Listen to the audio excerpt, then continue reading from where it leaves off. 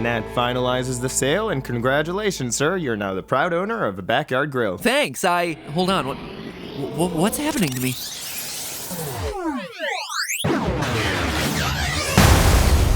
Don't worry, sir. You just achieved your final dad form, that's all. Happens all the time around these parts. I'm accustomed to it. Good to meet you. I'm accustomed to it. My name's Dad Pat. He comes with dad jokes. Nice.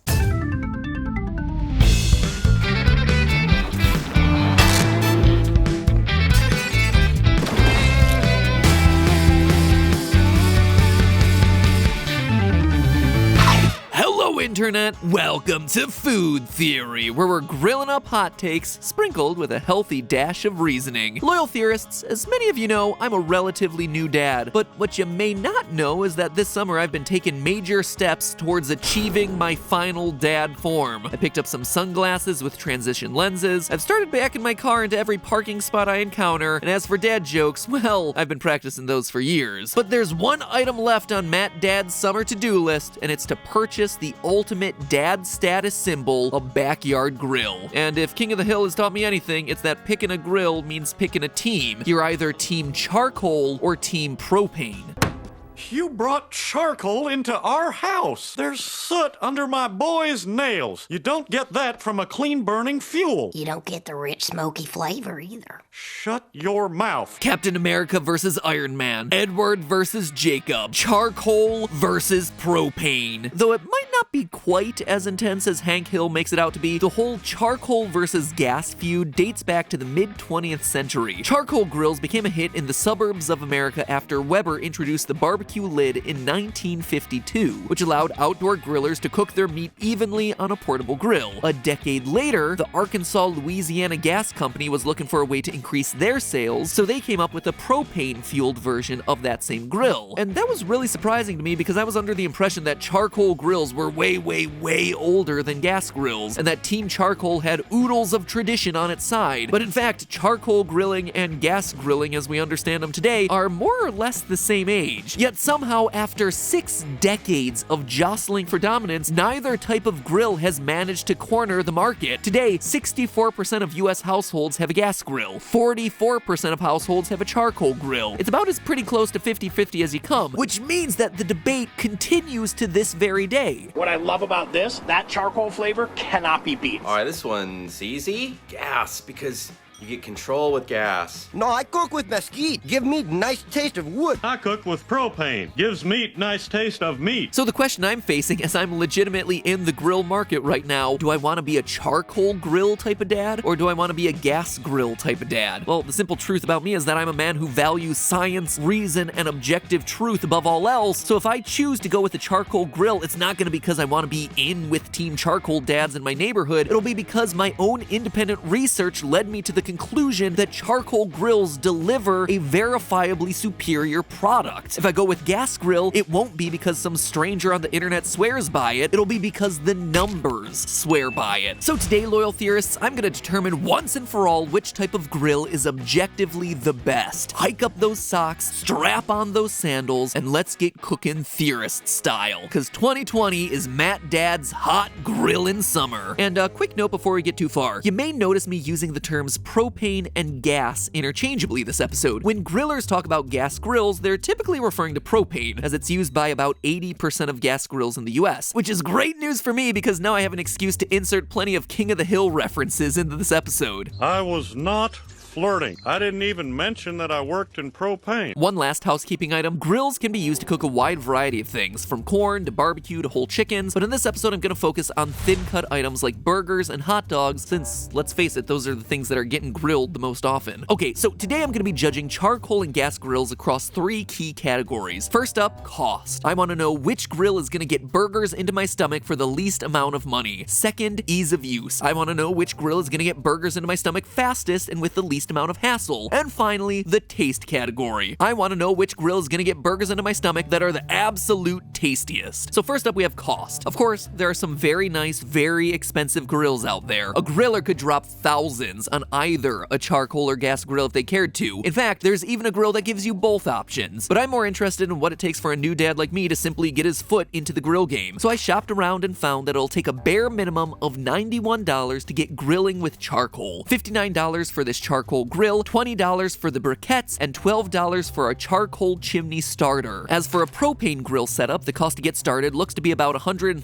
$119 for the simple 2-burner gas grill, plus $20 for a pre-filled 15-pound propane tank. That means charcoal is the most cost-effective way to get through my first cookout, but what I'm more interested in is the cost of operating the grill over time. So I need to determine whether charcoal or propane is going to cost more per cookout. Kingsford claims that you can get about 10 uses from their $20 2-pack of charcoal, which means that charcoal costs roughly $2 per cookout. A 15-pound propane tank holds 3.53 gallons of propane, and the U-Haul nearest me currently charges $3.51 per gallon to refill the tank. According to Santa Energy, an average griller can cook about 8 meals per tank. That means I should expect to use about $1.55 worth of propane each and every time I fire up that gas grill. So while a gas grill costs more up front, it might wind up costing less in the long run if I use it enough. But would I use it enough to make the difference? Because I'd have to cook 107 meals on my gas grill in order to break even. So let's think about this. There are basically 16 weekends in any given summer, if we include Memorial Day weekend, Labor Day weekend, and everything in between. That means I'd have to use my gas grill every summer weekend for 6.5 years. But I just don't think I'm gonna get that level of use out of my grill. For one, most Americans grill fewer than 16 times per summer. For another, the average American throws their grill away, get this, after only 3 years. Which seems insane to me because never in my life have I known anyone to get rid of a grill. But given that I'm buying the least expensive grill available, I'm willing to accept that 6.5 years might be pushing its limits. And that means that charcoal wins the cost category and takes itself the early lead. Next up is the ease of use category. To test this out, I enlisted the help of my neighbor who owns both a gas grill and a charcoal grill. And I'm not gonna beat around the bush here, I'm just gonna go out and say it. The gas grill runs away with this category. The gas grill got up to cooking temperature in just under 8 minutes. And when we were done, there was essentially no cleanup to speak of. Contrast that with the charcoal grill, which felt like stepping back in time. It took almost 20 minutes for the briquettes to heat up, and after the cooking was over, the ash still had to be properly suffocated and disposed of. And this is mostly my own fault, but the charcoal and its ashes wound up getting all over my hands and clothing. And not to pile on, but the gas grill was also great because I could raise and lower the temperature of the grill with the turn of a knob. On the charcoal grill, we had to spray the charcoal briquettes with a water bottle to get the temperatures down. Getting the temperature right on the charcoal grill required a lot of intuition, so it was just harder for a newbie like myself to get the patties done exactly how I like them. Yep,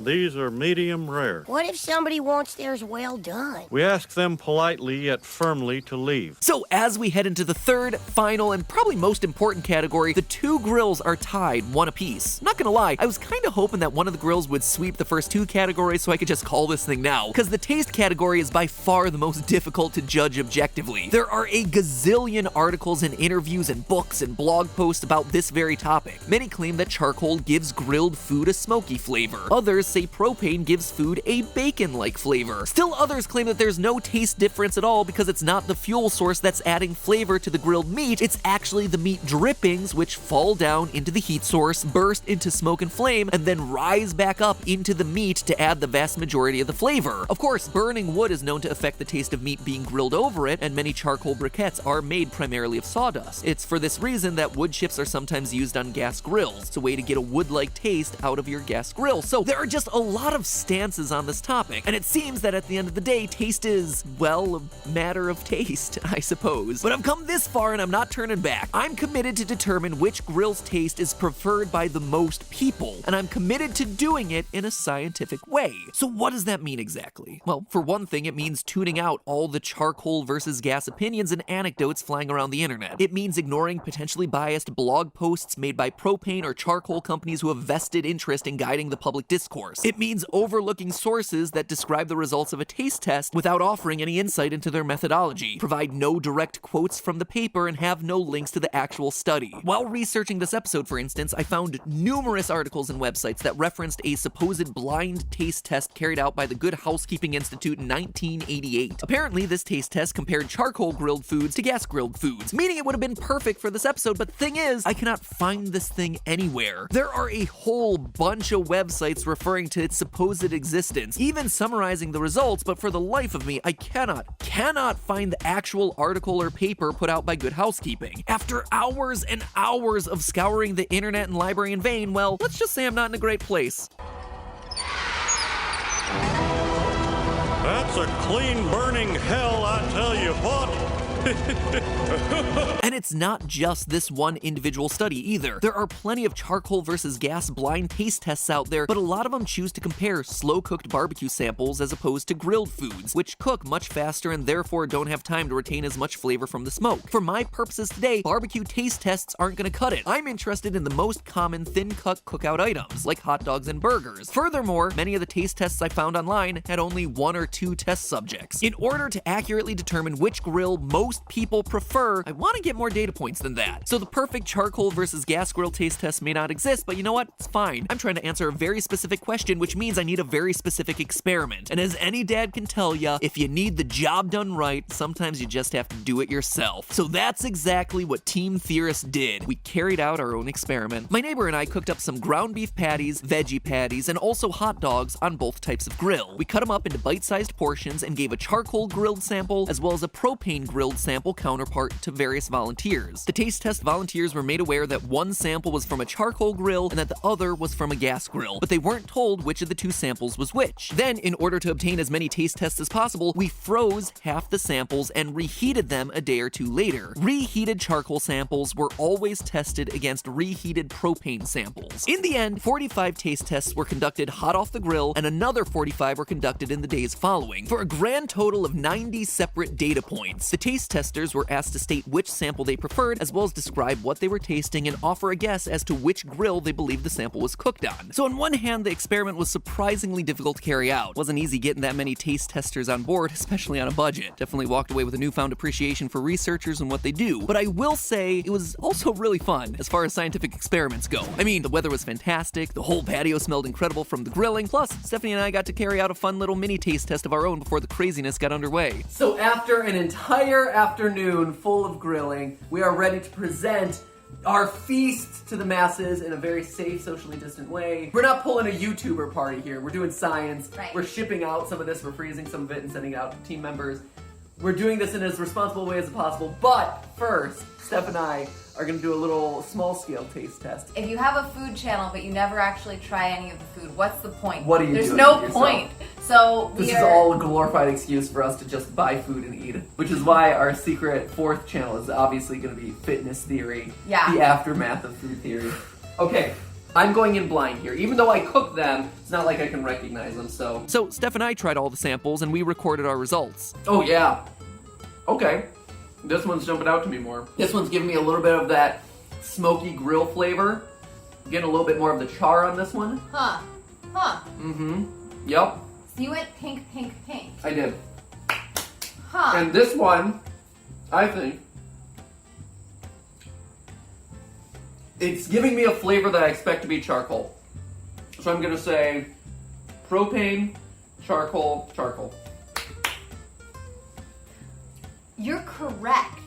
Yes! Really? To me, the biggest flavor difference actually came in the form of a veggie burger, right? Where all of a sudden you could tell, like, oh, this one seems to have more flavor than this one. And so I just assumed, hey, Steve! Steve! Hey, buddy. Hey, do you want to do a flavor taste test? Yeah, so I'll admit that our mini taste test definitely got derailed by Cat Pat a bit. Which one do you like? Which do you like better? Do you like... Which one? Which one is which? Ooh. But I know you didn't come here to watch cats eat burgers. Real quick though, just in case you're wondering, Skip prefers propane burgers. But now I know what you folks are really hungry for. You want the human results from the large-scale taste test. Over 43% of the respondents preferred food grilled on charcoal, while just over 34% preferred propane. This means charcoal just won the taste category. It also means that charcoal charcoal has won the overall contest. Matt Dad's first grill will officially be charcoal, or will it? Because here's the thing, the overall results don't actually tell the whole story. Remember, we grilled 3 different items: beef patties, hot dogs, and veggie burgers. And what we found is that there's no one-size-fits-all grill solution. Different grills perform better for different items. When it came to beef patties, for instance, the taste testers were evenly split. And I do mean evenly split. Exactly 40% preferred charcoal and exactly 40% preferred propane. It didn't matter if the samples were fresh off the grill or reheated. Participants were split exactly down the middle on beef patties in every scenario that we tested. The most commonly used descriptor for the charcoal beef patties was smoky, while the propane grilled patty was often described as having the traditional or normal taste of a backyard burger. 83% of respondents were able to correctly identify which burger patty came off of which grill, which does tell you that there is a perceptible flavor difference and just that human taste is divided about what they like in the flavor of their grilled beef patty. But here's where things start to get really interesting. Respondents had an even easier time identifying the grill type when it came to the hot dogs. 93% of them correctly identified which sample was cooked on charcoal and which was cooked on gas. Furthermore, the respondents preferred gas-grilled wieners by a 40% to 23% margin. Multiple participants reported that the gas-grilled wiener had, quote, more taste. But to me, the veggie patties actually had the most interesting results of them all. First off, charcoal crushed when it came to the veggie patties. A whopping 67% preferred the charcoal and only 23% preferred the propane, which means that if you're grilling veggie patties on the regular, you absolutely want to go with charcoal. Seems overwhelmingly to deliver a better taste experience. But even more interestingly, the participants had a difficult time identifying the heat source for the veggie patties. Unlike with the 2 other meats where it was very clear what was and wasn't grilled on propane or charcoal, with veggie patties, the guesses were only right 50% of the time, which is no better than a coin flip. And that's a really unexpected result, because remember, the vast majority of the respondents noticed a difference in taste. So the 2 grills did affect the taste, and I'd assume that this was because the charcoal briquettes gave off a wood-like smoky flavor. However, it doesn't explain why the gas-grilled samples were described as tasting smokier roughly half the time, nor would explain why the charcoal-grilled veggie patties were described as having a gassy flavor roughly half the time. So how do you explain this phenomenon? Well, my mind goes back to the meat drippings argument that we discussed earlier, the theory that suggested that it isn't the heat source itself that's affecting the taste, but rather the burned meat drippings. These results would seem to validate that theory, because the veggie burgers have no drippings to speak of. They didn't perspire the way that beef patties and beef hot dogs do on the grill. So in the absence of meat drippings, it seems like the veggie patties didn't follow the same taste rules, so to speak, as the 2 other meat samples did. So ultimately, if I'm a dad of my word and going by the overall results, I have to get a charcoal grill. I promised I'd get the grill that won today's head-to-head matchup, and I intend to do just that. But the thing is, my family loves their hot dogs, and where hot dogs are concerned, the numbers suggest that a gas grill is the optimum way to go. So really, it boils down to what you're most likely to grill on these things. Are you grilling beef patties? Doesn't seem to matter. Are you grilling hot dogs? Gas is the way to go. And if you're a vegetarian who's grilling a lot of meat substitutes, well, then charcoal is the only option. As for me, well, I'm going charcoal this year, but if it all goes well, maybe next year I'll just splurge on some propane and propane accessories just to round out the collection. But hey, that's just a theory. A food theory. Bon appetit. Do you enjoy food experiments like this one? Subscribe to Food Theory today, because we have plenty more in the works. Oh, and to all you theorists who've been asking for more history-based videos, I hear you, I see you. I made this episode about coffee dedicated to you. So give it a watch and prepare to be enlightened.